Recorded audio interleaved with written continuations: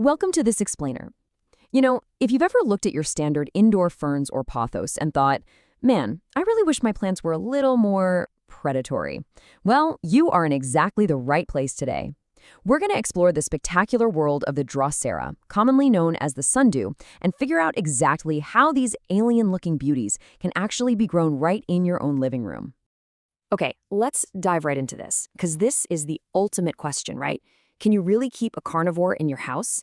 When we think of carnivorous plants, we usually picture these wild, untamable bogs, or maybe the famously dramatic Venus flytrap. And hey, as a lot of beginners find out the hard way, flytraps can be super finicky and often just go dormant or die indoors. But the Drosera? Totally different story. It perfectly bridges the gap between a lethal, highly evolved predator and a surprisingly beginner-friendly houseplant that will literally just sit there happily on your sunny windowsill. So here's our roadmap for today's explainer. We're going to meet the Sundew, look at exactly how its trap works, set up the ideal home environment, talk about feeding your carnivore, and finally get into propagation and dormancy. Let's get to it. All right, Section 1, Meet the Sundew, and let's talk about its origins. Seriously, when you look closely at this thing, it looks like a prop from a sci-fi movie, doesn't it? These are the stunning, jewel-like tentacles of the Drosera. It looks so delicate, almost like it's just covered in fresh morning dew.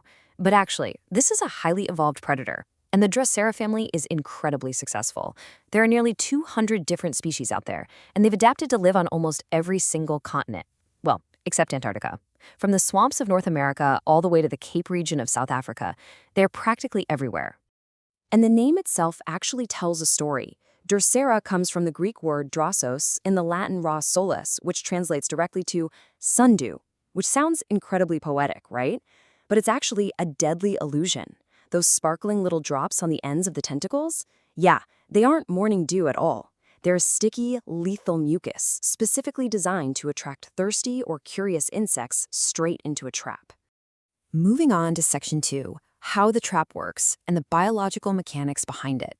Now, seeing the trap in action really makes you wonder, why did a plant evolve to eat bugs in the first place? Well, according to the literature, it literally all comes down to real estate. Droseras naturally thrive in environments where the soil is highly acidic and just incredibly poor in nutrients. We're talking specifically about a lack of nitrogen and phosphorus. Since they couldn't get what they needed from the ground, they evolved this absolutely incredible workaround. They extract those essential nutrients directly from the bodies of insects, like this really unfortunate mosquito. So here is the macabre, but honestly fascinating sequence of events. First, the insect is drawn in by that sweet, sticky mucus, and bam, it gets stuck. As the bug struggles, it physically triggers the plant. Step 2, the leaf actually responds by slowly curling its tentacles, and sometimes the entire leaf itself, around the prey to lock it in. Finally, the plant's glands secrete proteolytic enzymes. These enzymes literally break down and digest the bug, allowing the plant to absorb those rich, nitrogen-heavy fluids. It's basically an external stomach. How crazy is that? Okay, Section 3, Ideal Home Environment. Let's talk about Drosera care mastery. Now, if you want your Drosera to actually thrive indoors, getting the soil right is absolutely crucial. The material highlights that you have to mimic their natural, nutrient-poor bogs. The winning combination here is pure peat moss mixed with quartz sand or sphagnum moss. You absolutely must avoid regular potting soil. The fertilizers in it will literally burn the roots. And never use river sand either, because it contains limestone. You'll also want a relatively deep pot, at least 15 centimeters, to give those roots room to grow, and stick it in a spot that gets at least 5 hours of bright, direct sunlight every single day. Let's move on to water, which totally builds on this whole nutrient-poor environment idea. Surprisingly, normal tap water will actually kill this plant. The minerals are just way too harsh for it. The sources make it clear you must use pure water. We're talking distilled water, reverse osmosis, rainwater, or even air conditioner condensation. Oh, and here's a really cool trick. Don't water them from the top. Just keep the pot sitting in a tray filled with about 2 centimeters of pure water at all times. They absolutely love having wet feet. Section 4, Feeding your carnivore. Let's go over the rules of the hunt. The guides highlight some really common beginner mistakes when it comes to feeding time. You should only feed them small things. Think fruit flies or fungus gnats. In fact, one awesome trick mentioned in the material is just leaving a little piece of fruit peel nearby to attract fruit flies naturally. But whatever you do, avoid raw meat, human food, or giant houseflies. Those will just cause the delicate leaf to rot away. Also, remember, they are still plants. If they don't catch a single thing, they're going to survive perfectly fine on photosynthesis alone. Feeding them just speeds up their growth. Now, there are two massive warnings to keep in mind here. First, never touch the sticky leaves with your bare fingers. The natural oils on our skin can actually damage the traps and cause the leaf to die back. Second, and this is a truly ironic twist of fate, this bug-eating plant is actually highly susceptible to being eaten by bugs, specifically aphids. If you spot them, you're going to need a real pesticide because typical home remedies like dish soap or detergents, those will harm the plant just as much as the pests do. All right, Section 5, Propagation and Dormancy. This is next-level care. So many Drosera species naturally undergo a winter dormancy period from around November to March.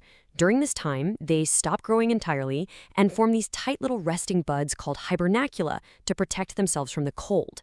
If you have a species that needs this, you have to move it to a cool but still sunny spot, dial back the water in the tray just a bit, and trim away the dead leaves. Then, as it wakes up in early March, that's your perfect window to repot them in fresh peat and divide their roots. Now, quick side note, beginner favorites like the South African Drosera capensis don't strictly require this winter rest if you keep them warm indoors, which makes them even easier to care for. It is also incredible how resilient these plants are when it comes to reproducing. If you want more of them, it's remarkably easy. They produce hundreds of these microscopic, dust-like seeds that you just sprinkle directly on wet peat. Don't bury them at all. You can even just snip off a leaf or a thick root, lay it flat on the soil, cover it with some clear plastic to make a little mini greenhouse, and within weeks, tiny alien babies will start sprouting up. They basically want to multiply. From the beginner-friendly Drosera capensis to the Drosera rotundifolia and beyond, this entire family of plants is just spectacular. They have adapted perfectly to some of the harshest soils on Earth by completely flipping the food chain upside down. They're weird, they're beautiful, and once you understand their basic rules about pure soil and pure water, they are incredibly rewarding to grow. So I'm going to leave you with this final thought. Are you ready to invite this beautiful microscopic predator into your home? Now that you know the secrets of the sundew, you can take a simple, boring, sunny windowsill and transform it into a thriving, fascinating carnivorous garden. Thanks so much for joining me on this explainer, and hey, happy growing!